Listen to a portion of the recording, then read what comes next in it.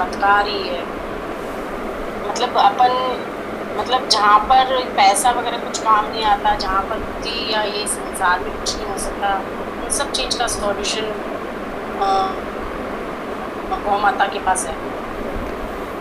मैं आपको एक छोटा सा दृष्टांत हाँ बताइए। मैं बताऊँ मेरी मतलब ऐसे स्टडीज़ वगैरह चल रही थी जब मैं कुंवारी थी, तो ना फिर ऐसे हमारे जो गाय माता थी घर पे, तो उनकी सेवा मैं करती थी। और फिर जैसे मेरे लिए रिश्ता वगैरह ढूंढ रहे थे, तो जब रिश्ता हुआ, सगाई हुई ना, तो सब यही बोले कि ना बस तेरी गौ माता की सेवा का ही एक काम है, तेरे को इतना अच्छा ससुराल मिला है। मतलब पैसे की दृष्टि से नहीं कि हाँ बुकिंग अच्छी है और लोग बहुत अच्छे हैं इस हिसाब से। और उस टाइम तो ऐसा कुछ दिमाग में था भी नहीं कि ना मुझे अच्छा ससुराल चाहिए, मैं सेवा करूँ या बस। लेकिन माँ बोलती थी बेटा इतनी सुबह उठ के तू जाती है करती है, और वो लात मार देगी, तो मतलब उनको थोड़ा ऐसे डर रहता था कि सगाई हो गई, अगर लात मार देगी तो हाथ पाँव टूट जाएंगे। लेकिन सब ये बोले कि ना इतना अच्छा ससुराल मिला है, वो गाय माता की सेवा का ही असर है। और हमारे घर पे जो गाय है, तो वो मैं इसके बारे में बात करूँगी पापा से कि ना या तो रखो ही मत, और रखो तो फिर। लेकिन ये है कि भैया फिर वो हम लोग तो सेवा कर स्वयं हम लोग खुद नहीं सेवा कर सकते, क्योंकि वो फैक्ट्री में रहेगी, तो फिर सेवा के लिए किसी को रखना ही पड़ेगा। आप देखो, आपने कहा वो फैक्ट्री में, कोई बात नहीं फैक्ट्री में रहेगी, लेकिन श्री गौमाता की सेवा का बहुत अद्भुत विज्ञान है जो सनातनी विज्ञान है। आप एक बात बताओ, आपके श्री ठाकुर जी हैं ना, हैं, आप श्री ठाकुर जी के यहाँ किसी को भी सेवा में भेज दोगे क्या? नहीं। आप श्री ठाकुर जी के यहाँ किसी को भी सेवा में भेज दोगे? ऐसा लगेगा कि खुद ही सेवा करें, खुद ही करें, पहली बात। दूसरी बात, यदि पुजारी भी आप मनोनीत करेंगे तो किसको करोगे?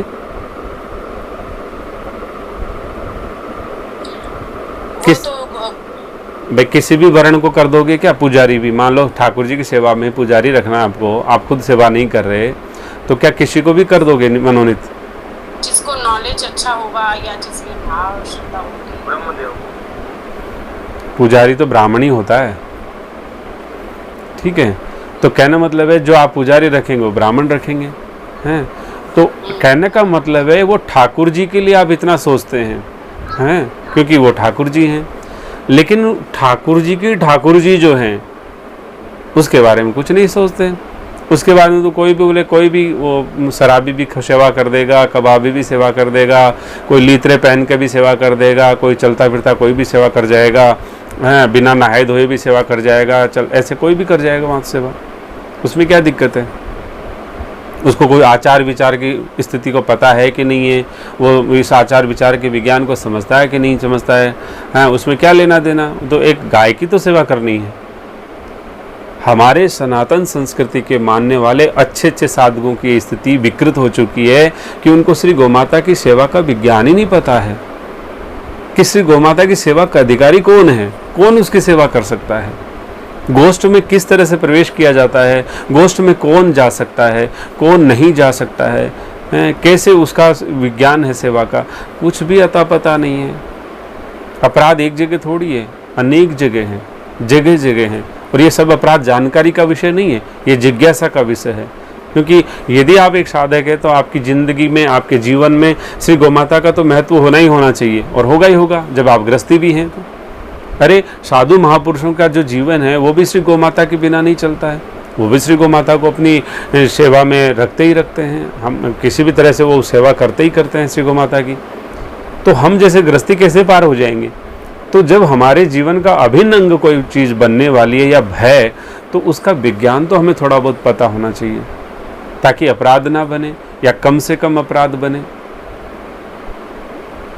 तो बहुत बातें हैं। फिर भाई जैसे मान लीजिए ठाकुर जी के आपके यहाँ पे घर में आ गए, तो ठाकुर जी को क्या, मान लीजिए ठाकुर जी और कुत्ता एक जगह बैठ जाएंगे क्या? कोई है आप में से या कोई दुनिया का कोई ऐसा वाहियात बुद्धि वाला इंसान भी कि वो कहते कि ठाकुर जी और कुत्ते को एक जगह बिठा लो?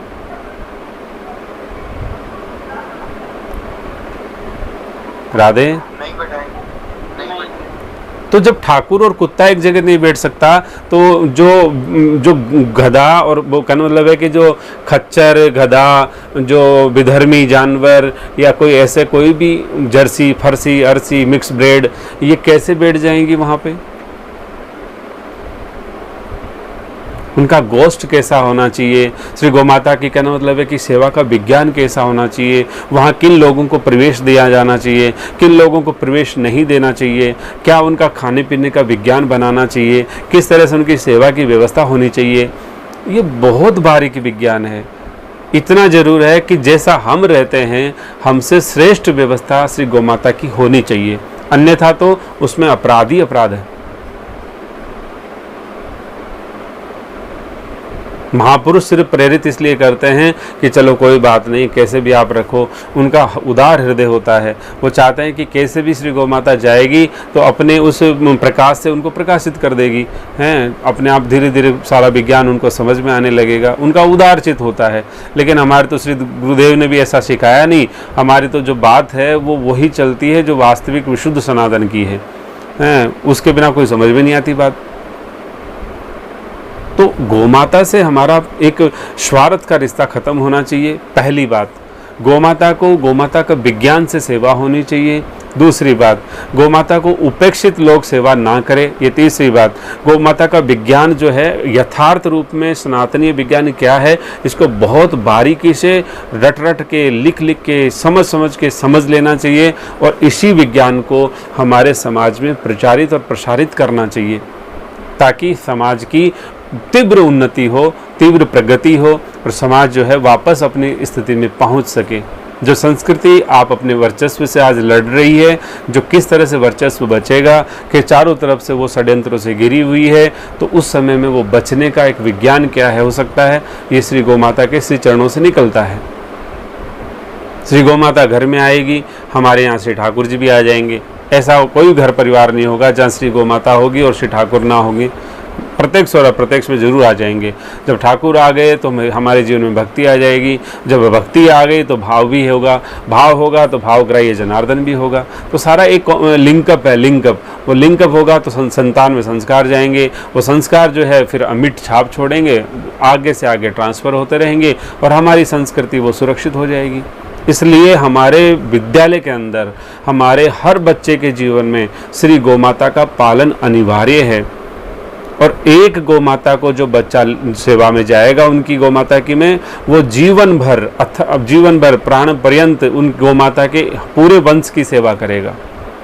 ऐसा नहीं कि ये तो दूध देने वाली है, बुढ़िया हो गई, इसको बेच दो, कर दो। ये हमारे इतना बारीक विज्ञान है विद्यालय में कि गोमाता का संस्कार कैसे होगा, अंत्येष्टि संस्कार कैसे होगा, गोमाता के पास में वो विद्यार्थी जाएगा कैसे, गोष्ठ में उसका प्रवेश कैसे होगा, क्या बारीकी से सिस्टम है। वो एक विशुद्ध सनातनीय पद्धति से उसको गोमाता का बाल्यकाल से एक वैज्ञानिक महत्व बताया जाएगा। उसकी साधना बिना गोमाता के तो अधूरी है ही, रहेगी ही। इसलिए उस अधूरी साधना को पूर्ण करने के लिए श्री गोमाता की वो शरण कैसे लेगा, ये एक अद्भुत सिस्टम है। मुझे तो आश्चर्य आता है, कई बार पूरी रात नींद नहीं आती है कि इतनी सर्वश्रेष्ठ संस्कृति को लोग आज इतना उपेक्षित भाव से समझते हैं, उपेक्षित भाव उसके प्रति रखते हैं। वो तो वही बात है, एक सती नारी का संतान कहती है कि नहीं साहब क्या करें, हम तो कोई बात नहीं, वो गणिका बड़ी प्यारी लगती है, वही हमारी माँ है, वही सब कुछ है हमारे लिए। तो ऐसे समाज में क्या किया जाए, क्यों समझ में नहीं आ रहा। सब जगह बहुत ज़्यादा भजन चल रहा है, कीर्तन चल रहा है, मालाएं चल रही है, अनुष्ठान चल रहे हैं, यज्ञ चल रहे हैं, हवन चल रहे हैं, सारा प्रचार प्रसार सब चीज़ें चल रही है, बड़े बड़े लेवल पे चल रहा है, लेकिन फिर भी परिवर्तन क्यों नहीं आ रहा है। समस्या तो इस बात की है ना। हजारों हजार लोग लगे हुए हैं, श्री गोमाता की सेवा में भी लगे हुए हैं, लेकिन फिर भी तब्दीली समाज में क्यों नहीं आ रही है। कुछ तो प्रॉब्लम होगी ना, उनके प्रयास की कमी थोड़ी है, उनकी तो ईमानदारी पूरी है, लेकिन कहीं ना कहीं कुछ न कुछ लीकेजेस हैं। सिस्टम जो अपना है वो शायद प्रॉपर नहीं है। जो प्रॉपर सिस्टम है, जो होना चाहिए, यथार्थ का जो सिस्टम था, उसको इम्प्लीमेंट करना चाहिए। सनातन के सिस्टम देश काल और परिस्थिति के अनुसार नहीं बदलते हैं। सनातन के सिस्टम तो सदा के लिए, सतयुग में भी वही रहता है और कलयुग में भी वही रहता है। सनातन का सिस्टम देश और काल परिस्थिति के अधीन नहीं होता है। जिस तरह से परमात्मा सतयुग वाले को भी वही दर्शन देते हैं और कलयुग वाले को वो के वही परमात्मा दर्शन देते हैं। तो जब सनातन संस्कृति को आप फॉलो करते हैं और ईश्वर जब देश काल और समय के अनुसार बदलते नहीं है, ऐसे संस्कृति कैसे बदल जाएगी? सनातन के सिद्धांत कैसे बदल जाएंगे? गौ माता का शक्ति और सामर्थ्य कैसे बदल जाएगा? आपकी साधना का प्रकाश कैसे खत्म हो जाएगा? हो ही नहीं सकता।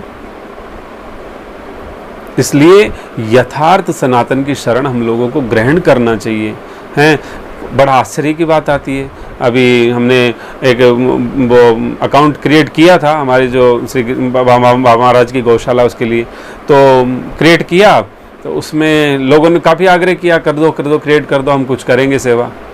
तो फिर वो फीडबैक्स आने लगे, देखा कितने रुपए आए, 70 रुपये आए, किसी के 101 रुपये आया। चलो ठीक है, जैसा भाव हो, कोई बात नहीं है, उसकी बात नहीं है, लेकिन कहने का मतलब है कितने उपेक्षा है। हैं, कोई ये कर सकता है कि गौ माता संकट में हो और वो कहे कि जिसकी माँ संकट में और कहे मैं 50 रुपये भेज रहा हूँ, कोई बात नहीं जी, 101 रुपये भेज देता हूँ, कोई बात नहीं जी। वो तो ये कहता है डॉक्टर साहब करना क्या है मुझे बताओ, मेरा दुकान बेच दो, मकान बेच दो, घर गृहस्थी बेच दो, मुझे बाजार बेच दो, मेरी माँ को बचा लो बस। ये सिस्टम है कि नहीं है? लेकिन जब श्री गौ माता की बात आती है तो कहते हैं देखो साहब अभी तो घाटा चल रहा है, देखो साहब अभी तो मंदी का दौर है, देखो साहब अभी तो 4 महीने से दुकान नहीं खुली है, ये ले जाओ। और खुद बादाम खाता है, काजू खाता है रोज़, और खा खा के मरता है। उसको तो वो खाने से प्रॉब्लम हो रही है, घर में सारे खा खा के मर रहे हैं और गौ माता भूखी बैठी है। तो हम लोगों को ये समझना चाहिए कि साहब ये सिस्टम में प्रॉब्लम कहाँ है। जब सनातन इतना श्रेष्ठ है तो प्रॉब्लम कहाँ है? प्रॉब्लम ये है कि हमारे मन के घड़े हुए जो सिद्धांत है ना, उनको हम मानते हैं बस।